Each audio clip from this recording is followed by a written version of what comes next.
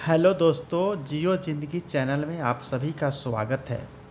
आज मैं बहुत ही इम्पोर्टेंट चैप्टर पे आपसे रूबरू हो रहा हूँ कि गर्लफ्रेंड कैसे आपको चीट करती है। उसको समझने के लिए बहुत ही आसान है कि कुछ बिंदुओं को आप ध्यान दे सकते हैं। जैसे वो आपको कॉल को इग्नोर करना शुरू करे। कॉल यदि आप करें तो वो बोले कि मैं बहुत बिज़ी हूँ, और वो आपसे बात-बात पे झगड़ा करे। दूसरे लड़कों से आपको कंपेयर करे और यह बताए कि आप में कुछ भी अच्छाई नहीं है। यानी कि आपके बारे में हमेशा नेगेटिव सोचना, नेगेटिव बोलना शुरू कर दे। आप साथ में यह भी देखेंगे कि वह दूसरे से ज़्यादा इंटरेक्ट होती है, ज़्यादा दूसरे से बातें करने लगती है, और साथ ही आप दुखी हैं, आप रो रहे हैं, उसके लिए अफेक्शन दिखा रहे हैं। आप सोचते हैं कि वो आपके बारे में सोचे, फिर भी वो आपको इग्नोर करती है। आप बहुत दुखी हैं, तो भी वो आपको इग्नोर करे, उसको कोई फ़र्क नहीं पड़ता है, और वो हमेशा खुश रहती है। तो आप समझ लीजिए कि वो आपको चीट कर रही है। और आप देखेंगे कि वह बहुत ही सजने संवरने लगी है, आपके लिए नहीं बल्कि किसी और के लिए। और यह कहना कि आप समय नहीं देते हैं इसीलिए वह दूसरे के साथ इन्वॉल्व है। कई बार ऐसा होता है कि वो पुराने अपने बॉयफ्रेंड के साथ इन्वॉल्व हो जाए, या फिर नए लोगों के साथ वो रिश्ता बनाने लगे। ऐसी लड़कियां होती है जो कि चीट करने का एक पॉइंट आप समझ सकते हैं कि क्यों वो चीट कर रही है। आप हमेशा अपने में कमज़ोरी देखने लगते हैं कि आप में क्या कमी थी, आप अकेले हो गए हैं और आपको चीट किया जा रहा है। तो आप हमेशा सोचेंगे कि मुझ में ही कमी है, लेकिन ऐसा हमेशा होता नहीं है, क्योंकि कमियां जो है वो हर इंसान में हो सकती है। जब आपको प्यार किया जाता है तो यह माना जाता है कि आप में सब कुछ है, आप में भगवान बसता है। लेकिन जब आपसे प्यार नहीं रहता है तो आप में ही सब कुछ बुरा दिखने लगता है, आप में कुछ भी अच्छा नहीं दिखता है। हमेशा यह ब्लेम रहता है, कंप्लेन रहता है कि आप में कुछ भी अच्छा नहीं है। यानी बुराइयां ही बुराइयां आप में छुपी हुई है। आप समझ जाइए कि आप जो है चीट हो रहे हैं। तो इस यह इंडिकेटर है जो आपको बताता है कि आप सचेत हो लें। हाँ, आप समझाने का प्रयास ज़रूर करें, लेकिन कई बार ऐसा होता है कि आप समझाने की कोशिश करें, लाख कोशिश करें, लाख रोएँ, लाख तौबा हाय तौबा मचाएँ, लेकिन जो रास्ता चुन ली जाती है वो वापस रिटर्न होने का नाम नहीं लिया जाता है। तब तक बहुत देर हो चुका होता है। तो ऐसे में आप क्या करें? क्योंकि यह क्वेश्चन भी बहुत ज़रूरी है आप लोगों से डिस्कस करना, क्योंकि कई बार ऐसा देखा जाता है कि ऐसे में लोग सुसाइड करते हैं, लड़की हो या लड़का हो, कोई भी।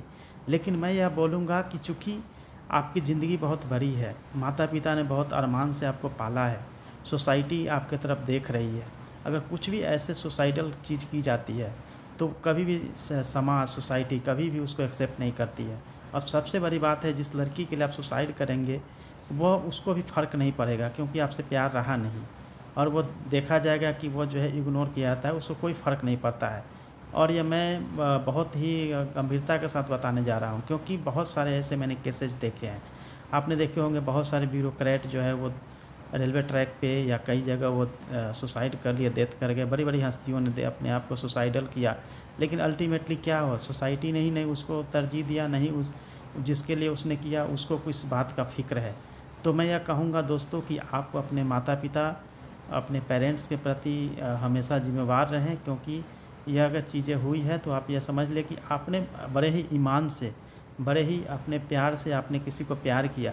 लेकिन अगर आप चीट होते हैं तो यह गलती उनकी है, क्योंकि आपकी नहीं है। आपने तो प्यार किया, लेकिन चीट किसी ने किया, तो आप यह मान के चलें कि उनकी यह जो है धर्म और ईमान जाने, आपका नहीं। इसीलिए दोस्तों, आप कभी भी हर दिन जो इस तरह की देश में घटनाएँ होती हैं, मैं सभी को यह सचेत करूँगा कि आप इन सब बातों को ध्यान दें और गौर करें, आप कब चीट हो रहे हैं। इसके लिए आपको बहुत अलग जाने की ज़रूरत नहीं है। जो मैंने 7-8 पॉइंट बताए हैं उससे आपको पता चलेगा। बात-बात पे झगड़ने लगे, आप ही के तरफ उँगली करें। जब भी आप कुछ बोले तो आपको बताया जाए कि आप ही खराब हैं, जिसके चलते आप कहीं और इन्वॉल्व हैं, या फिर आपके ब्लेमिंग गेम जो है सो आपके साथ शुरू हो जाएगी, और आपको बताया जाएगा कि आप किसी काम के नहीं हैं, आप में ही कमियाँ हैं, आप में अच्छाइयाँ कुछ भी नहीं है।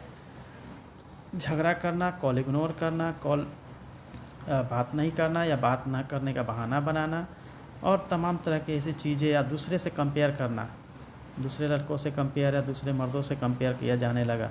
लगना या फिर दूसरे अच्छे लगने लगे, दूसरे के बारे में आपके सामने आकर दूसरे के बारे में प्रशंसा करे और आप कुछ भी बोले उसको नेगेटिव ढंग से रखा जाए।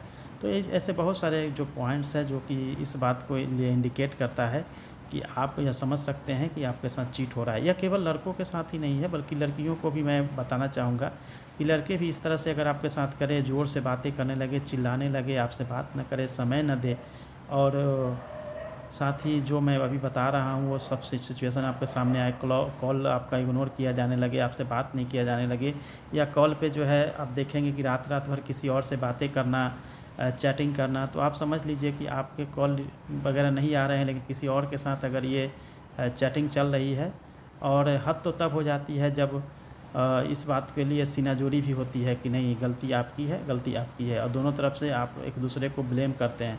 अच्छा है, प्यार अगर आपने किसी को किया है, लड़का हो या लड़की है, तो प्यार बनाए रखने के लिए ज़रूरी है कि आप रिस्पेक्ट करें और जो लोग मूव ऑन होना चाहते हैं उनको आप जाने दें।